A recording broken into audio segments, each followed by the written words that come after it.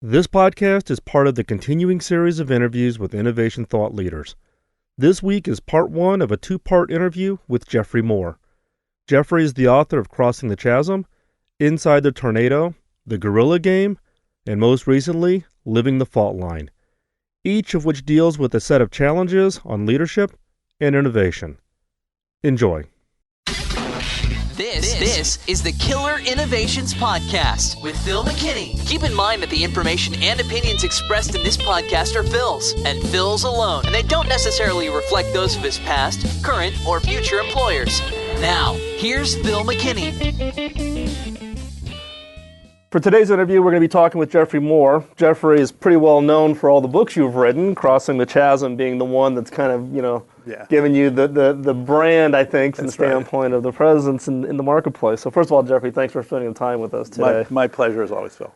So part of what you've been writing about in your books is about, how do you transition from like startups and grow and cross that chasm? So, one of the things we're facing today's economy is really this downturn. What are you seeing from the impact on the current economy on the role of innovation? Are you seeing changes in how corporations and then are making investments or decisions? Yeah, I think you're seeing changes at both ends of the spectrum. So first of all, when you have a down economy, you all of a sudden get a bigger supply of entrepreneurs, also known as laid off, people. And so you'll see a lot of companies started in this downturn. And that will be great. That'll be great for everybody. And all they really have to do is, frankly, get to $1 million worth of revenue. And that's a lot better than where we are today. And there are a lot of ideas that can get to $1 or $2 million that, frankly, a big company would never spend the time on. And so you just get this incredibly early kind of seed candidates, if you will. That's really exciting. The venture community is all over that. And a lot of these ventures, by the way, don't even need venture capital. You just say, no, I've got a computer or I've got a technology, I'm going to go after it. At the other end of the spectrum, the large companies are under, their first pressure is cut costs, but their second pressure is take share. And so to take share, you do have to do something that your competitors aren't doing. Now, it may not be technology innovation, it may be marketing innovation, it may be some kind of operational innovation, but you're going to be doing something. Right. And so here's the challenges is those, there are some corporations who maintain their innovation investment even in the downturn, and then there's others who are kind of into this, got to squeeze the bubble, get the money out. How should those corporations really think about it? Because listeners to this podcast are typically the people who are running the innovation teams in corporations around, and they're having a hard time justifying to their management to not cut the innovation. What would be the message that you think they should be delivering to their senior management? Well, it's an important thing. So at any given time, you're playing a portfolio game between the stuff that's in the far future, the stuff that's in the near future, and the stuff that's driving the current engine. And there's no question in a downturn that you're going to reallocate at the margin that portfolio. We actually don't see companies necessarily sacrificing their far future investments because they've always find a way to fund something. What they end up doing, however, is marginalizing their near-term innovation, onboarding the innovation, taking the hit to the current quarter or the current 4 quarters. And that's not really necessarily the innovation lab. It's when you're trying to get it from the lab into the division, that's where the problems happen. Well, and here's a challenge, right? Transitioning technologies from long-range research into near-term products.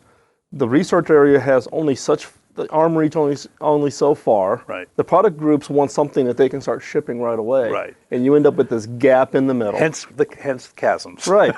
And we call this problem crossing the chasm inside the belly of a whale, because you have this huge enterprise, right? And there's this huge gap, or sometimes we call it the Horizon 2 gap. And so, if you look at who's been successful with that gap, it's not been large corporations. It's been the venture community. The venture community gets credit for all the really squirrely, far-out innovations, but the truth is, many of those came from corporate labs. Corporate labs are at least as good, if not better, at doing what I would call far-out innovations as anybody. But the structure of bringing a business to materiality, and in a big corporation, a material business has probably got to be close to $1 billion, right? Mm-hmm. Well, that's a big, long journey. And until you get to some material size, it's very hard for the corporation to even know how to deal with you. Right. And when you start making demands on that corporation, they kind of look at you like, what the heck are you doing? Mm-hmm. But the most demanding time in the gestation of a company is probably from $10 million to $100 million.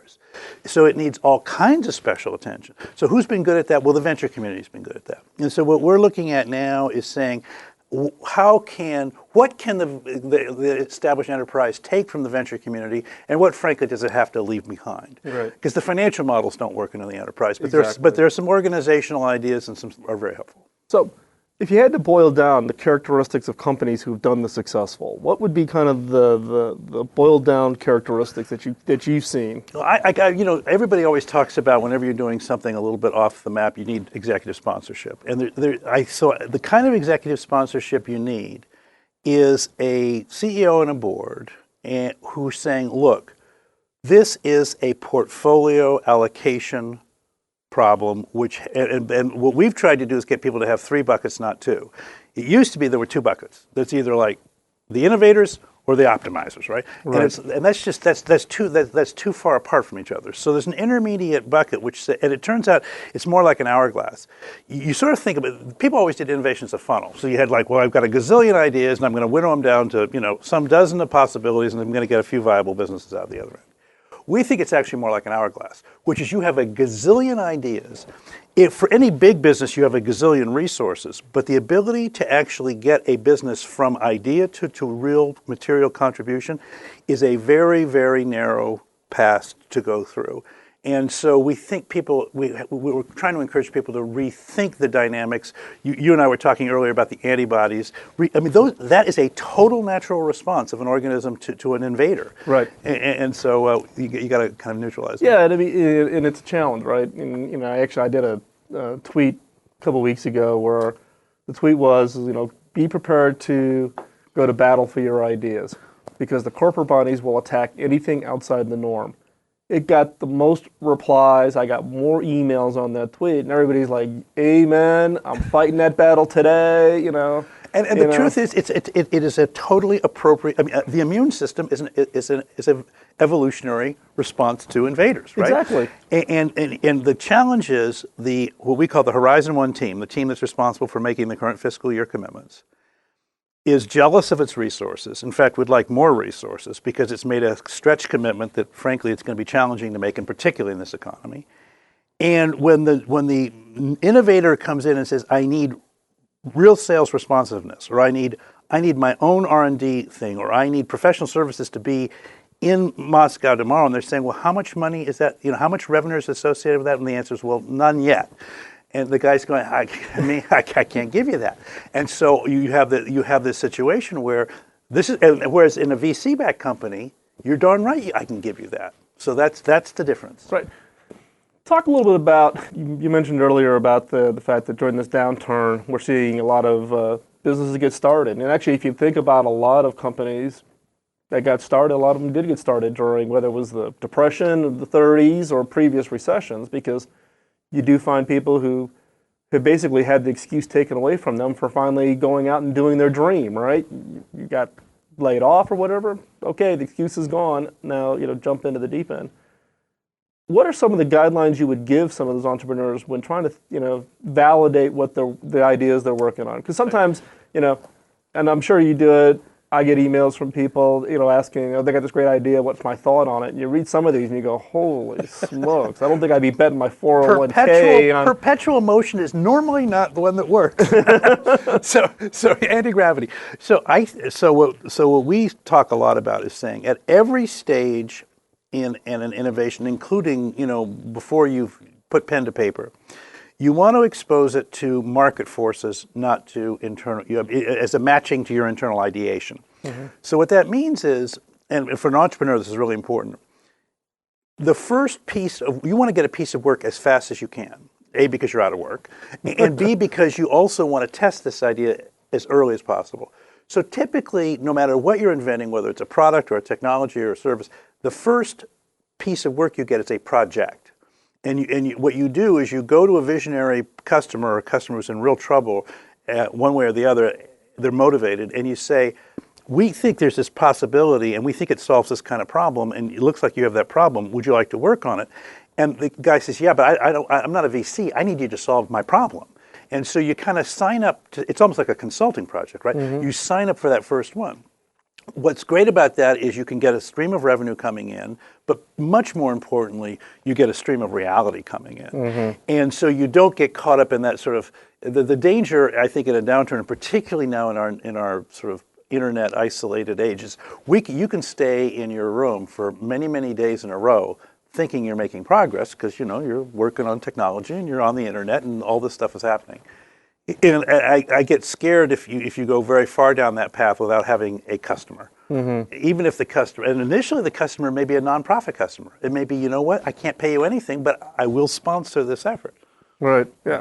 So you think about, you and I have had this conversation in the past, right, about, where's the future go? So if you had to look at a couple of years, what do you think is kind of the interesting things that are happening? It's really, on Mondays I hang out at Moore David Ventures, and so I'm a venture partner there. And so the first observation I would make is, well, what's the venture community doing?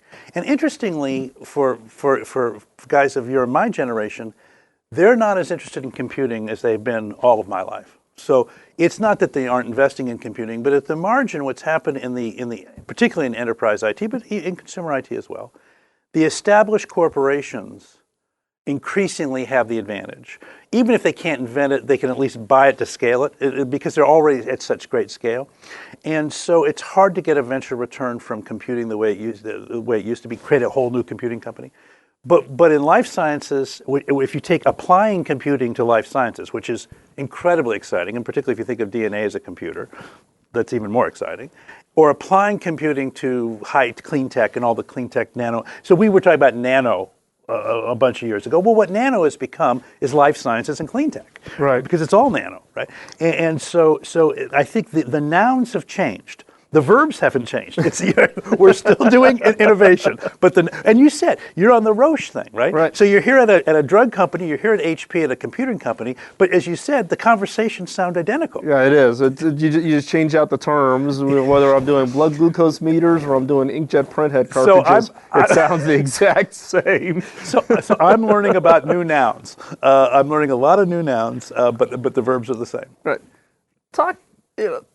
If you look back on your history, I mean, if you think about when was Crossing the Chasm published? In 91. In 91. Yeah, so I mean, it's got long legs. It still resonates. People are still talking about it. It gets a lot of press inside. So congratulations on kind of that breakthrough thinking that's kind of has driven the thinking for a lot of companies that have started. So what's the new project for Geoffrey Moore? What are you working on now? Well, so if you look at from 91 to here, what happened was the 90s for me and my colleagues was largely about this incredible wave of categorical innovation around the client server and then around the internet and around the consumerization of IT. I mean, there were just these massive waves of change. After the tech bubble burst, and in this decade, our attention shifted to the larger enterprise, because they were a viable customer base. But those challenges were so different, and they're the challenges that we're talking about right now, which is how, if you have an enormously successful franchise, it will generate this immune system problem we're talking about. Yet at the same time, it needs new blood. It needs a transfusion of new stuff. And we've talked. We used the antibody metaphor for a long time, but we weren't able to translate it into. We couldn't figure out. Well, so what's the injection that overcomes the thing? And so this decade we've been working a lot. And the book, the most recent book, is called Dealing with Darwin, and the subtitle's about how great companies innovate at every stage of their evolution.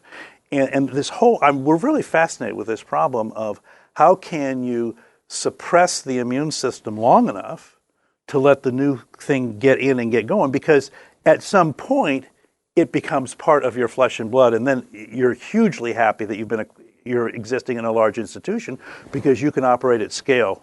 Right, you get the advantage of all the resources. Exactly. So the question is, what's the role of leadership to get over that the corporate antibody problem? So I think that the deal is that leadership has to have a tripartite model, not a binary model. As I said, when we encountered the problem originally, it was always something against us versus them. It was we the maverick few and them the Borg, right? and the thing is, you have to have, so the metaphors that we're using now are much more like child, adolescent, and adult. So they're still children and they're still adults, but actually adults and children get along reasonably well. Adolescents don't get along with anybody. Right. And it's at the adolescent stage of the business that the enterprise kills it, not at the child stage. So that means what you got to do is there's a whole set of protocols, organizational ideas, metrics, staffing ideas, where you have to have a temporary suspension of adult rules, but they're not this. But it's not the same as kid rules, right? Because adolescents, do weird things, and they take more risk than you want them to, and they consume a lot of resources. But on the other hand, talking about my kids, well, yeah, that would be our or kids. my kids. Yeah. So therefore, you can't treat them as children, but you also can't treat them as adults. And the problem with most corporate systems is they only really have two modes. It's either on or off. Right. So you can get a hall pass for innovation for quite a long time. Mm-hmm. And that's kind of like being a kid. Right. But as soon as you're trying to become material, then all the adults come to the room and they're looking at this guy who's like 13 years old saying, "Where's your 401k?" And it's like, well, I'm 13.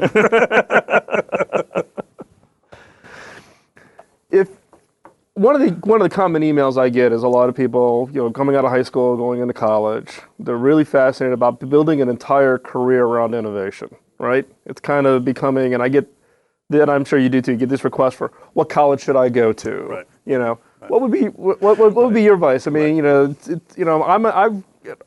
on the record as being kind of this really strong proponent that we're kind of in this fundamental shift from kind of this information knowledge economy to the creative economy, and that the traditional skills-based learning approach is the playing field for that is leveled on a global scale, given the quality of the universities and education on a global basis.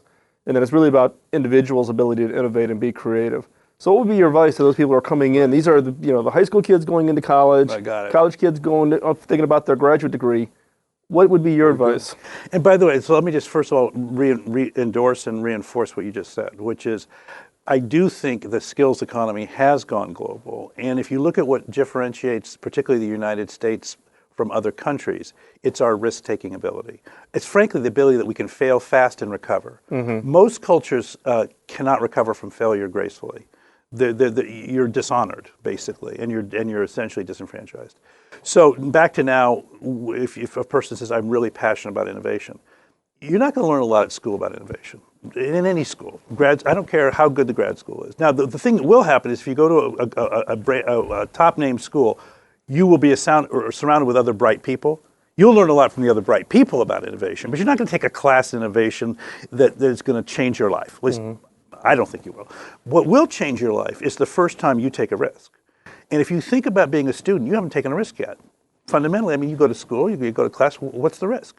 The first time that you do something, whether it's, when I was growing up, it was, well, would you be willing to go to Mississippi to work for civil rights? Would you be willing to march against the Vietnam War? Would you be willing to? The first time you take a personal risk, which takes you outside of your support zone, you're going to learn about innovation. Mm-hmm. And until you do that, you're not. And actually, every year I talk to the group of interns here at HP, and they've either read the blog or listened to the podcast, and they've heard me make this speech, and a group of them are all in the middle of their MBA classes, and they're like, "Oh my God, should I be in my MBA?" I'm like, "Whoa, don't quit your MBA, because I don't want your parents coming to kill me." But one of the advices I do give, if your heart's set, and if you come from an engineering technical background and your heart's set going to masters, go get your Masters of Fine Arts. Because it's a risk. Yeah. You may not know how to put a piece of paper, a pen, a drawing on a piece of paper. Yeah. And it's, because if you go to an MBA, okay, I'm enhancing the skills you already have, versus go do something so radically different and get out of and switch sides of your brain. Well, I was going to say, it's not an accident that you are doing what you're doing or that I'm doing what I'm doing, because both of us, for whatever reason, by constitution or education or both, have real passions on the left and the right side of our brain. Mm-hmm. And what you discover about innovation is that it's a ping pong match. And you can't play it there are people that try to play it only from the right side of the brain. They end up sounding like new age idiots. And there are people that try to play from the left hand of brains, and they sound like, uber scientists that are going to, re-engineer the world. And the truth is, it's ping pong all the time. And so if you feel like you're underdeveloped on either side of your brain, that's probably the side of the brain. If you're passionate about innovation, now I think it should be clear, innovation is part of a larger system too. And sometimes people think of innovation, well, that's the frosting of the cake. And I don't want to eat the cake, I just want to eat the frosting, right? Right. It's like, no. If you're going to be a successful innovator, you got to go through the entire cycle, including the drudgery of innovation and the struggles and whatever.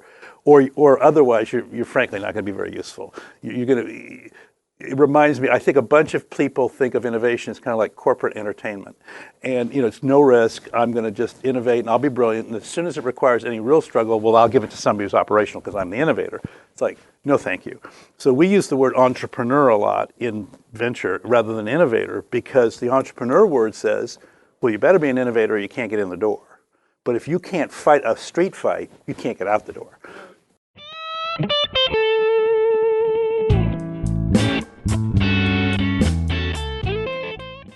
Thanks for listening to this week's podcast. Please send your feedback. Particularly, I'm interested in hearing your thoughts on doing these kinds of interviews.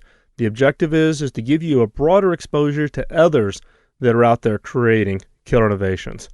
If you found this podcast interesting and you want to connect with other innovators, join the network. There's killer innovation groups now in existence over on LinkedIn and Facebook and a variety of the social sites. Also, feel free to follow me over on Twitter. Just do a follow, Phil McKinney. Also, pay it forward. For those of you that are regular listeners of the podcast, you know that my sole objective in the podcast is to pay it forward as a return to my early mentors. And when I asked them how to pay it back, they told me later in my career to pay it forward to others. All I ask is that you pay it forward. Thanks for the time out of your busy schedule. Look forward to talking to you real soon. Bye-bye.